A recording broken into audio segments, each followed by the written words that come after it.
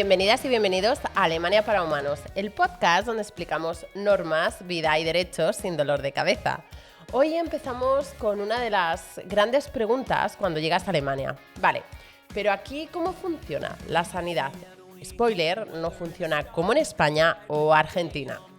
Si habéis llegado a Alemania con un contrato de trabajo, seguramente lo primero que os han preguntado no ha sido ¿cómo estás?, sino ¿tienes seguro médico? Y con razón, porque aquí, a diferencia de otros países, no hay nada automático. Tienes que gestionar tu propio seguro de salud. Y cuidado, que no tenerlo no es un despiste administrativo, es ilegal. Vamos con la regla número 1, la obligatoriedad. Toda persona que vive en Alemania está legalmente obligada a tener un seguro de salud, como os decía. No es una recomendación. No es opcional, no es un ya lo miraré.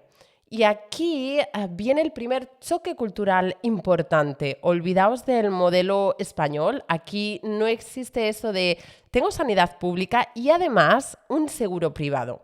En Alemania o estás en un seguro público, la gesetzliche Krankenversicherung, o estás en el seguro privado, la private Krankenversicherung. Y uno excluye al otro. En el público existe lo que llamamos Familienversicherung. Quedaos con esta palabra porque significa que por el mismo precio cubres a toda la tropa. En el seguro público, el cónyuge y los hijos pueden estar incluidos sin coste adicional, siempre que no tengan ingresos propios significativos.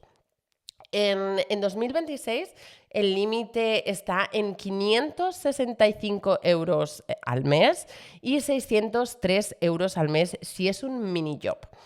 Los hijos están cubiertos normalmente hasta los 18 años, pero si estudian se puede alargar hasta los 25. En el seguro privado, cada persona paga su propia póliza. Para que os hagáis una idea, los hijos pueden costar entre 40 y 100 euros extra al mes por niño y el cónyuge de unos 300 euros o más, dependiendo de la edad y el estado de salud. Dato que conviene tener presente antes de tomar decisiones. Vamos con otro spoiler.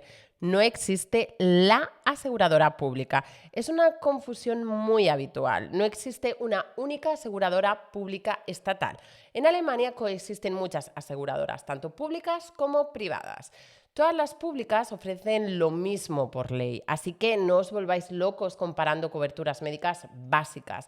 Elegid por la aplicación, por si hablan inglés o por si os pagan las clases de yoga. Y aprovechar los cursos que ofrecen, que para eso los pagáis. Y aunque cuidado, para que os cubran ese curso normalmente se requiere haber asistido hasta un 80% de las clases. Mi consejo práctico es mirar las webs y pedir cita. Aquí es perfectamente normal que una aseguradora os venda sus condiciones, no os extrañéis. Vamos con otra pregunta, la pregunta del millón. ¿Quién puede acceder a un seguro privado?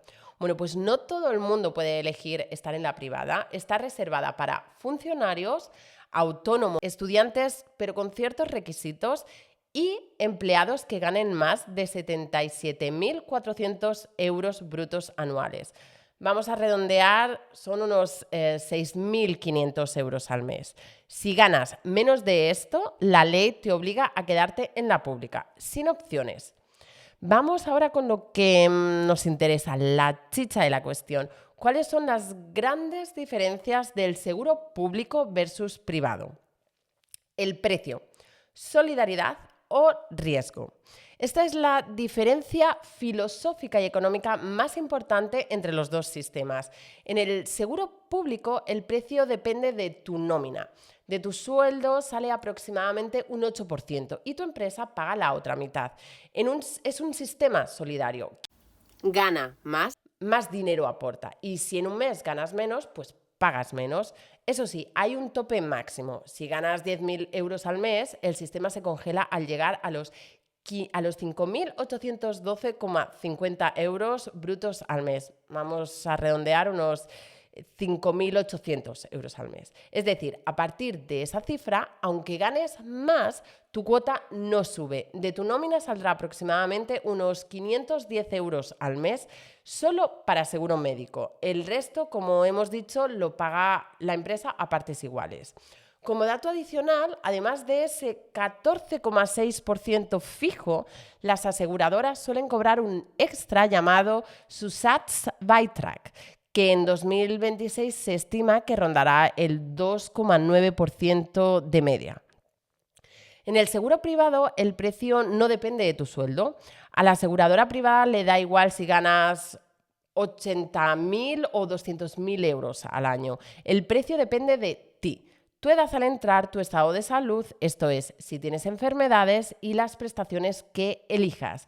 O sea, si eres joven, estás sano y ganas bien, una póliza completa puede costarte entre 500 y 600 euros. Y como tu empresa paga la otra mitad hasta cierto límite, de tu nómina solo ves que te quitan unos 250 o 300 euros al mes. Atractivo, ¿verdad? Bueno, pues aquí viene la advertencia importante, el efecto boomerang. El seguro privado es como una hipoteca inversa.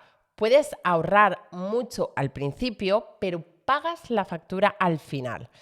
Y la factura puede ser considerable cuando tengas hijos o cónyuges sin ingresos. Tendrás que pagar un extra, como explicábamos, por cada uno, mientras que en la pública son gratis.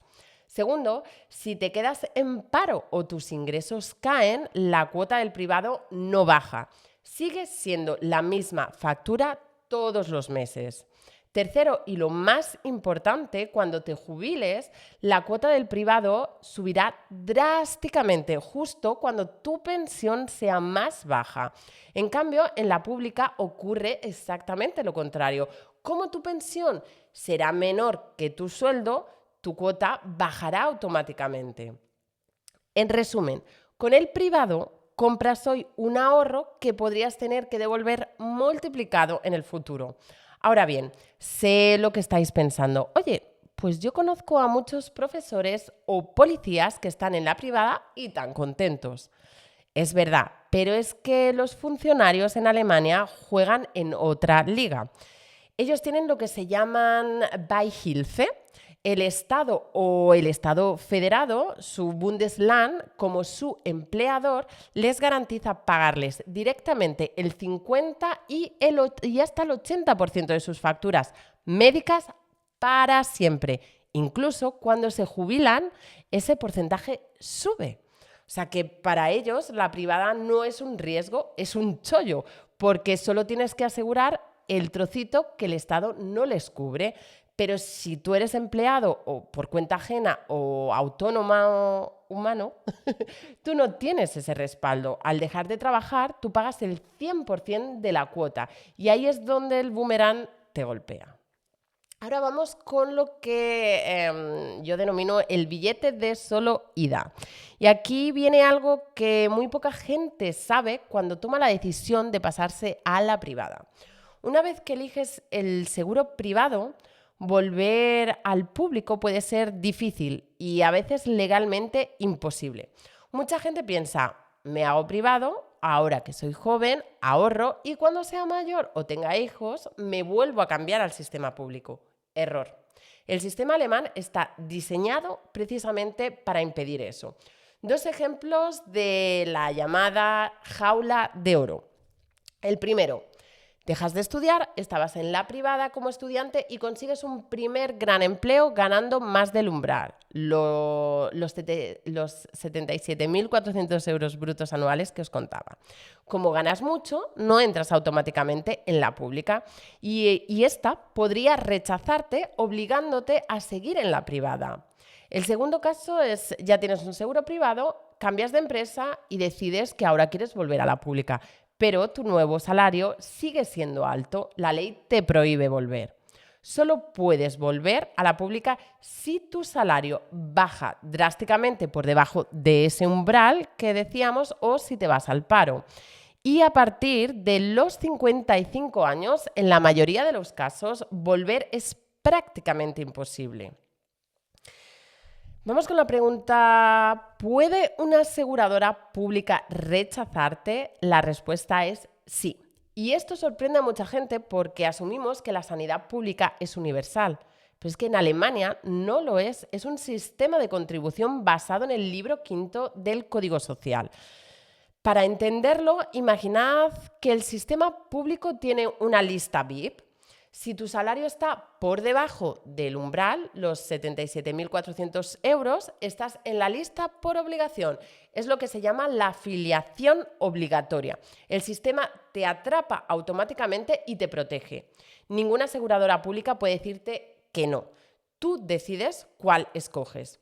Pero si ganas más de esa cifra, sales de la lista de obligados. A partir de ahí, para quedarte en la pública, tienes que pedirlo tú expresamente. Es lo que se llama la afiliación voluntaria. Y aquí está la trampa. Como ya no es obligatorio que te acepten, la aseguradora alemana puede mirar tu historial. Si nunca antes has cotizado en un sistema público, pueden decirte que no te aceptan como voluntario. Te quedas en tierra de nadie y te obligan a ir a la privada. Esto explica los 3 casos reales de rechazo que más se ven. El primero, el caso del salario alto. Llegas a Alemania con un sueldo de 80.000 euros brutos al año y superas ese umbral. Y como no tienes historial previo en la sanidad pública, te cierran la puerta.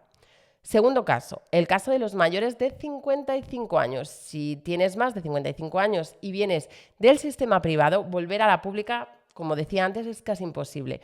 La base legal está diseñada precisamente para evitar que la gente use la privada cuando es joven y barata y quiera volver al sistema de la pública cuando es mayor y cara. El caso de los autónomos. Si eres freelancer y nunca has cotizado en el sistema público alemán o europeo, también pueden denegarte la entrada. El mensaje de calma es este. Si aterrizas en Alemania con un contrato por debajo de esos 77.400 euros, que suele ser lo habitual cuando llegas, ya que las promociones y las subidas salariales son muy reales aquí y suelen llegar bastante rápido. La ley te protege y la aseguradora no tiene voz ni voto. Te tienen que aceptar sí o sí. Os voy a dar un tip fundamental. Si venís de España, traed siempre vuestro historial de cotización, ya sea con el formulario S1 o el documento de periodos de seguro, el antiguo E104, o incluso con la tarjeta sanitaria europea. Para Alemania, eso acredita que venís del sistema público y os abre la puerta de la afiliación voluntaria, aunque vuestro sueldo sea mucho más alto al umbral que decíamos. Pero cuidado, porque incluso si venís de España con vuestro S1, tenéis un cronómetro en marcha. Disponéis de entre 2 a 3 meses, según vuestro caso, desde que llegáis para pedir la afiliación voluntaria. Si os dormís en los laureles y si os pasa el plazo, la pública puede cerraros la puerta, aunque tengáis 30 años cotizados. Si por el contrario venís de Latinoamérica, mucho ojo con los convenios bilaterales, porque países como Chile, Argentina o Uruguay tienen acuerdos con Alemania, pero hay una letra pequeña que nadie te cuenta. Estos convenios son solo para la jubilación. A diferencia de lo que ocurre con España, para la sanidad pública alemana, en principio, ese historial no cuenta como si vinieras de un sistema público europeo y puede complicar mucho tu acceso a la sanidad de forma voluntaria. Mi consejo, aunque el convenio no cubra salud, pedid siempre vuestro certificado de periodos cotizados. No es una llave mágica, pero es vuestra única prueba legal para demostrar que habéis sido contribuyentes responsables y tratar de negociar vuestra entrada. Tened en cuenta que los datos que os he dado son vigentes hasta la fecha del lanzamiento de este episodio, porque en Alemania estas cifras se ajustan cada año. Así que tomadlas como vuestra guía actual, pero recordad que pueden siempre variar en el futuro. Y hasta aquí la parte del dinero, las trampas y la letra pequeña de los seguros. En el próximo episodio, la segunda parte de esta guía de salud.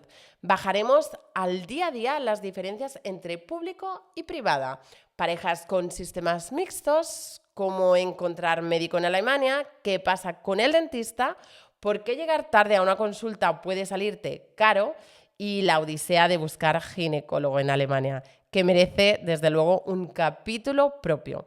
Dale a me gusta, suscríbete para no perderte el próximo episodio y si tienes dudas sobre tu situación concreta, escríbeme a hola@alemaniaparahumanos.com. Os dejo el email aquí en la descripción. Esto es Alemania para Humanos. Seguimos descifrando el sistema para que tú solo tengas que preocuparte de vivir. Muchas gracias por estar ahí. Hasta la próxima. Piano on weather and a star justified with the day on